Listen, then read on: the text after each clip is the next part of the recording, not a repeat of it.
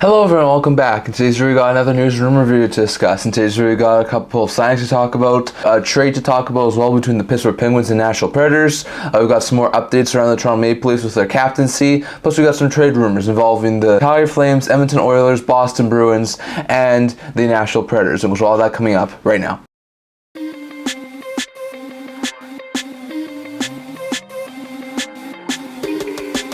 Hello everyone, welcome back to another video here at the Internet Hockey channel. Before we get into this video, don't forget to like this video and subscribe down below. Thank you for all your support we're able to without you guys, so if you haven't already, don't forget to subscribe button down below and don't leave a comment down in the comment section below so we can discuss today's video. Now we're going to start today's video off as usual by discussing some signings from our past couple of days.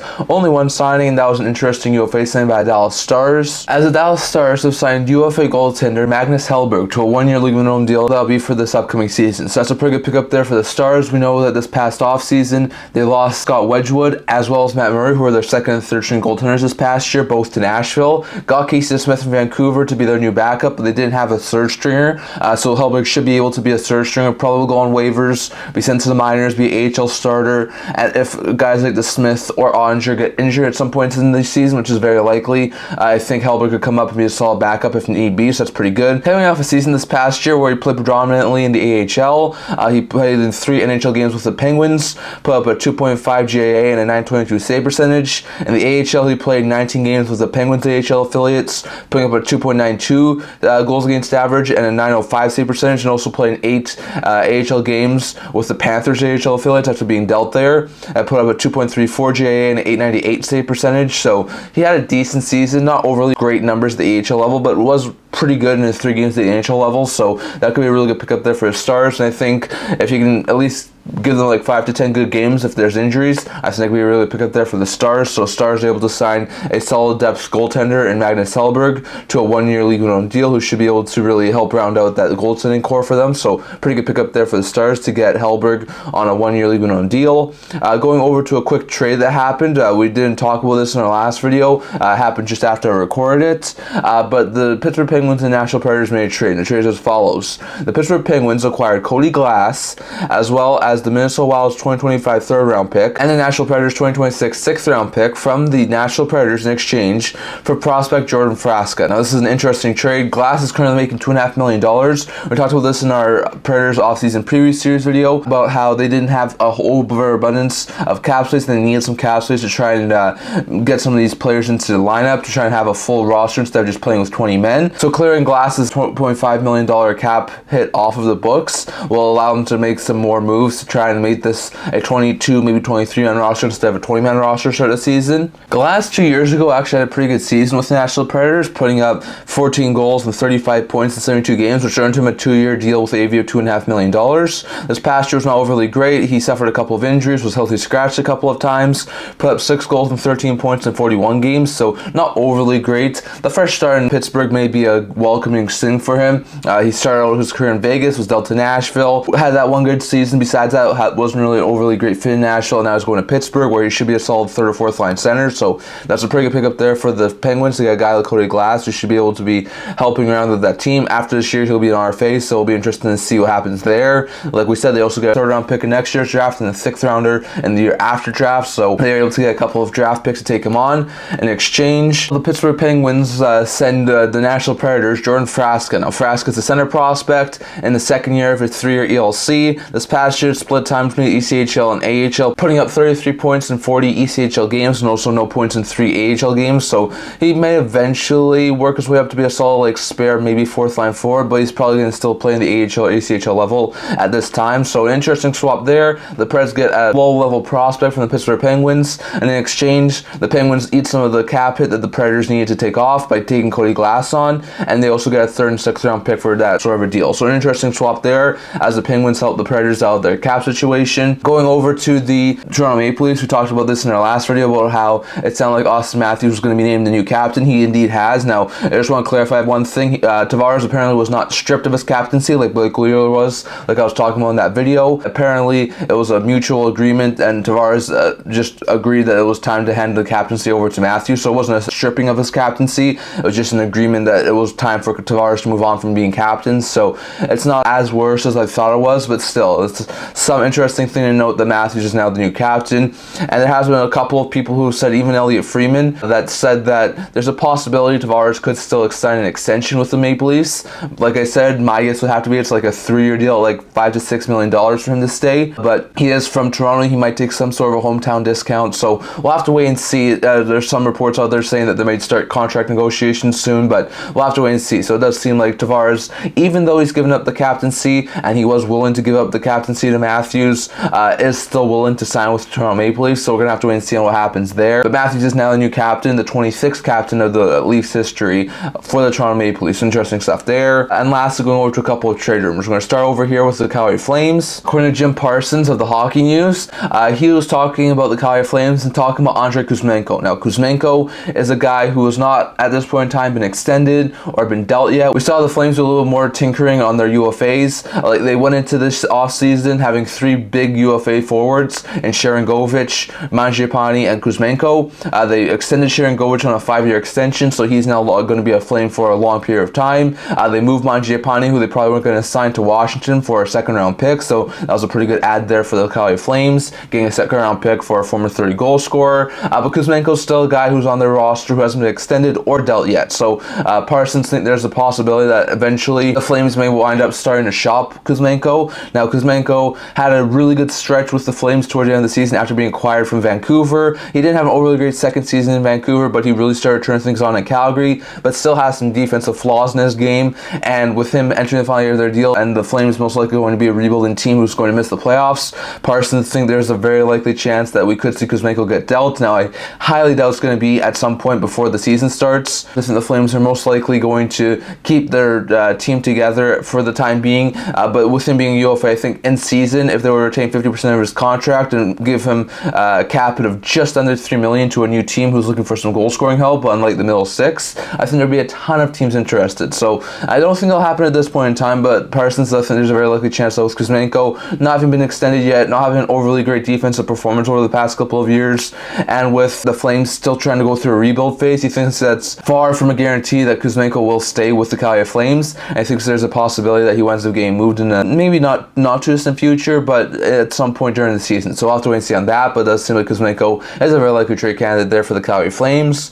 Going over to the Boston Bruins. Now, when it comes to the Bees, Elliot Freeman was talking about the Boston Bruins on the 32 Thoughts podcast a couple of days ago. They did an emergency one after the Broberg and Holloway offer sheets, which we will talk about in a second. But he was talking about the Boston Bruins and did say that the Bruins are still nowhere close to an extension, last he heard, with Jeremy Swayman. Now, that's a little bit concerning. We are getting closer and closer to the start of training camp, the start of the season. I think the start of training camp's only around a month away. The start of the season's only a month and a half away, so it's not too far away from the start of the season, and the Bruins and Swayman are still not together on a contract. According to Elliot Freeman, Swayman, after having gone through arbitration last year, did not want to go through that again, so that's why he didn't file. And the reason the Bruins didn't file for arbitration, which is something a lot of people were wondering, was because there's a very likely possibility that because the team filed for arbitration, the player would be able to pick the term, and a lot of people thought that if the player was able to pick term, Swayman would have picked a 2-year deal that walked him right to UFA status, and the Bruins really didn't want to do that, so that's why they didn't get him on arbitration. So the two sides continue to talk. It sounds like a deal might wind up happening in the not too distant future, but according to Elliot Freeman, he says that the two sides are not close right now. My guess would be the Bruins are probably trying to sign him to like a 6 to 7 year deal at around like $6.5 to $7.5 million. My guess is Swayman views himself probably somewhere around the Saros-Sorokin contracts, where it's like a 7-8 year deal at between like 7.5 and 8. Maybe he's pushing for $8.5 million. That would be my guess. So my guess would be the Bruins are trying to get him into the high 6s, and he wants probably 8+. So it'll be interesting to see exactly how they can bridge that sort of a gap. That's just my speculation. I haven't heard any numbers or anything, but that's just my speculation on what sort of is happening right now with Swayman and the Bruins. But it'll be interesting to see. So it's going to be an interesting situation to watch out for. But it does seem like the Bruins and Swayman are sort of far off on a contract extension right now, so I'll have to wait and see on that. Going over to Nashville Predators, Elliot Freeman was also discussing, like we just talked about, the Cody Glass trade that just happened between the Pittsburgh Penguins and Nashville Predators. He says that's not the only thing the Predators are working on right now, and he says they are working on a trade to try and move Yaroslav Askarov. Askarov's a solid prospect goaltender for the Nashville Predators, but after the Saros extension, he probably during the duration of the Saros contract will never be able to be the starter in Nashville. So it seems like he might want to go to a new place place, get a fresh start, have a better opportunity to be a starting goaltender in the not too distant future. So it seems like Askarov is a very likely chance to get moved. It sort of just seems like, according to Elliot Friedman, that Nashville sort of gauging the market, testing what sort of return they could get for Askarov. They really do want to try and move him, but they want to only move him if they're able to get what they want in return. And according to Elliot Friedman, he also says that Askarov, to whichever team he winds up going to, wants to start the season this year at the NHL level. So according to Elliot Friedman, he says that a lot of teams who really do want Askarov are trying to see if they can fit him into the NHL lineup as early as this year. So it'll be interesting to see. I could definitely see some teams have some goaltending issues,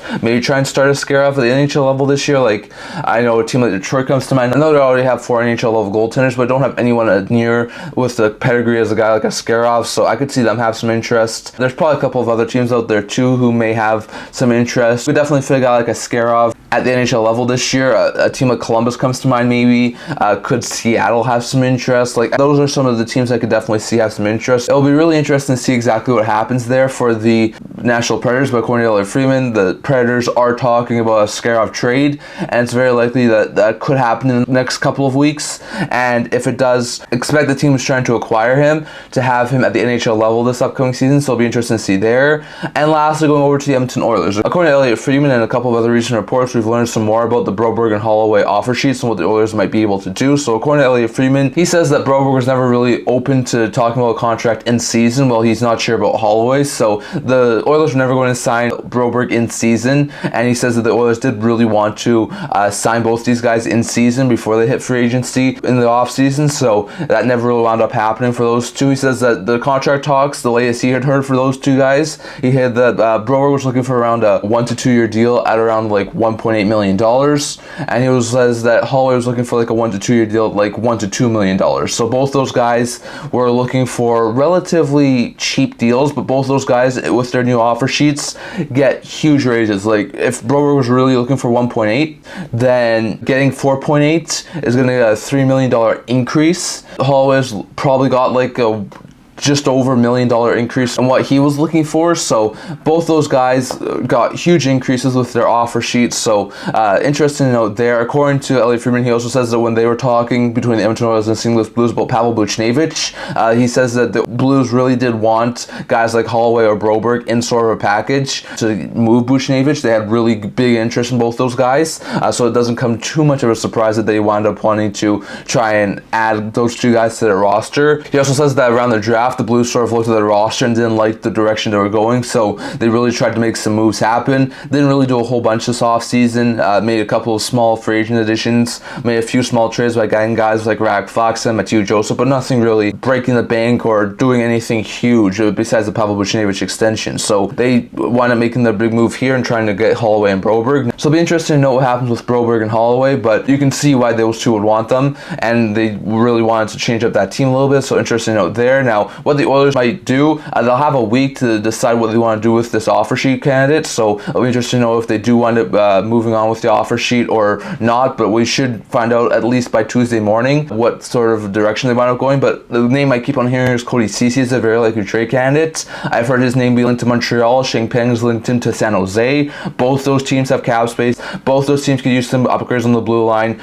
Both those teams could also take a draft pick on with Ceci to help the Oilers out of their difficult cap situation. I've heard that the Canadians could definitely use the veteran, and both those guys could wind up flipping him at the deadline with retaining 50% of his salary to move him at like just over $1.5 million. So I could see Montreal and San Jose have some real interest in guys like Cody Ceci to try and help the Oilers out of the cap situation, but I also think they would want a draft pick to sort of help take on that contract. So it'll be interesting to see exactly which direction the Oilers go. But according to Elliot Friedman, he says that Cody Ceci could be dealt by the Edmonton Oilers. They didn't want to, but with the offer sheets, they may have to at this point. So it'll be interesting to see. But I'd love to hear your guys' thoughts on all of this down in the comment section below. What do you think will happen with the Oilers? Do they move Ceci? And are you surprised by Broberg and Holloway offer sheets? What do you think about Nashville? Do they move Askarov? And if so, where does he go?